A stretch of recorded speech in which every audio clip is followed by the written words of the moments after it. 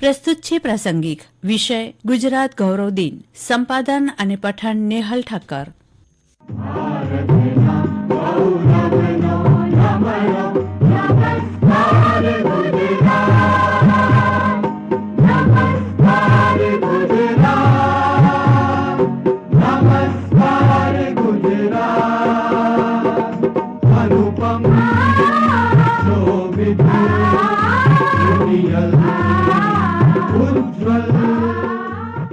આજે તારીખ 1 મે એટલે કે ગુજરાત સ્થાપના દિન.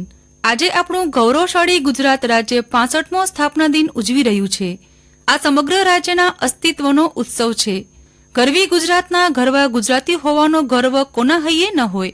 સમગ્ર વિશ્વનું કોઈ પણ સ્થળ ખૂંદી વળો, તે તમામ સ્થળોની તમામ લાક્ષણિકતાઓ જોઈ વળો તો પણ જે વાત, જે ભાવ ગુજરાતમાં અનુભવાશે તે તમને બીજા કોઈ પણ સ્થળે નહીં અનુભવવા મળે એ પણ હકીકત છે. ગુજરાતના નામ માત્રથી જે ભાવ, જે ભક્તિ હૃદયમાં જાગે છે એ બીજા કોઈ પણ સ્થળે અનુભવાતી નથી. આપણું ગુજરાત તારીખ 1 મે 1960ના મંગળ પ્રભાતે દ્વિભાષી મુંબઈ રાજ્યમાંથી વિભાજિત થયું. ગાંધી મૂલ્યોના પ્રતીક સમા પૂજ્ય રવિશંકર મહારાજના વરદ હસ્તે એમના આશીર્વાદ સાથે ગુજરાતના સ્વતંત્ર રાજ્યનો શુભારંભ થયો.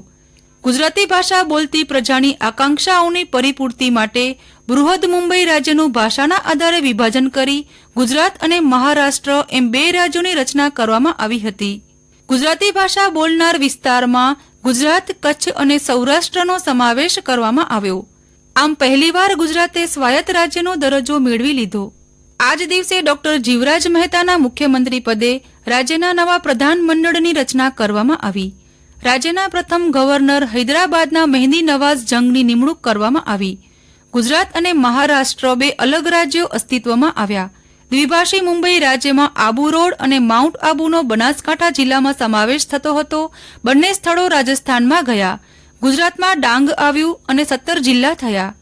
ભારતમાં દેશી રજવાડાઓના વિલીનીકરણની પ્રક્રિયા એ વિશ્વ ઇતિહાસમાં અદ્ભુત ઘટના છે. સમગ્ર દેશના 554માંથી 336 રજવાડાઓ ગુજરાત, સૌરાષ્ટ્ર, કચ્છ અને કાઠિયાવાડના હતા. તેને ભારત દેશમાં સમર્પિત કરી દઈ ગુજરાતે રાષ્ટ્રની એકતા અને અખંડિતતા માટે ખૂબ મોટું યોગદાન આપ્યું છે. ગુજરાતની પ્રથમ રાજધાની અમદાવાદ હતી. ત્યારબાદ વર્ષ 1970માં રાષ્ટ્રપિતા ગાંધીજીના નામ સાથે જોડીને નવનિર્મિત શહેર ગાંધીનગરમાં રાજધાની ખસેડવામાં આવી. હાલના પ્રધાનમંત્રી શ્રી નરેન્દ્ર મોદી ગુજરાતના સ્વર્ગસ્થ મોરારજી દેસાઈ બાદ બીજા ગુજરાતી પ્રધાનમંત્રી બન્યા છે. ગુજરાત આજે મૂડીરોકાણ માટે આંતરરાષ્ટ્રીય સ્તરે હોટ ડેસ્ટિનેશન ગણાય છે. પોતાની બુદ્ધિ, પ્રતિભા તથા વ્યાપાર કૌશલ્યથી ગુજરાતીઓએ સમગ્ર વિશ્વમાં પોતાનું અલગ જ સ્થાન પ્રાપ્ત કર્યું છે. ગુજરાતે દેશના સર્વોચ્ચ વિકાસશીલ રાજ્ય તરીકે પોતાની નામના મેળવી છે. આજે ગુજરાતમાં ઉદ્યોગો સ્થાપવા માટે દેશ ઉપરાંત વિદેશના મૂડીરોકાણકારોમાં જાણે કે હરીફાઈ થઈ રહી છે.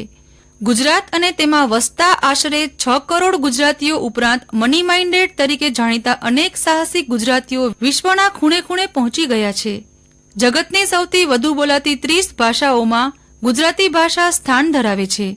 ધર્મ, સાહિત્ય, વિજ્ઞાન ઉપરાંત આર્થિક, સામાજિક તેમજ રાજકીય ક્ષેત્રે ગુજરાતીઓએ ઝળહળતી સિદ્ધિઓ પ્રાપ્ત કરી સફળતાના ઊંચા શિખરો સર કર્યા છે. દેશના પ્રતિષ્ઠિત રાજ્યોની અગ્રીમ હરોળમાં આજે ગુજરાત માનભર્યું સ્થાન ધરાવે છે. 64 વર્ષ પૂરા કરી 65મા વર્ષમાં આપણું ગુજરાત રાજ્ય આજે દબદબાભેર પ્રવેશ કરી રહ્યું છે. આ શુભ અવસરે સમગ્ર ગુજરાતને, ગુજરાત સરકારના વહીવટકર્તાઓને તેમજ દેશ વિદેશ વસતા ગરવા ગુજરાતીઓને શુભકામના. ગુણવંતી ગુજરાત, અમારી ગુણવંતી ગુજરાત, અને જ્યાં જ્યાં વસે ગુજરાતી ત્યાં સદાકાળ ગુજરાત. જય જય ગરવી ગુજરાત. આજના દિવસે આપણે સૌ ગુજરાતીઓ ગુજરાતની અસ્મિતાના સંવર્ધન માટે તેમજ સમગ્ર વિશ્વમાં ગુજરાતની પ્રતિષ્ઠા વધારવાનો દ્રઢ સંકલ્પ કરીએ.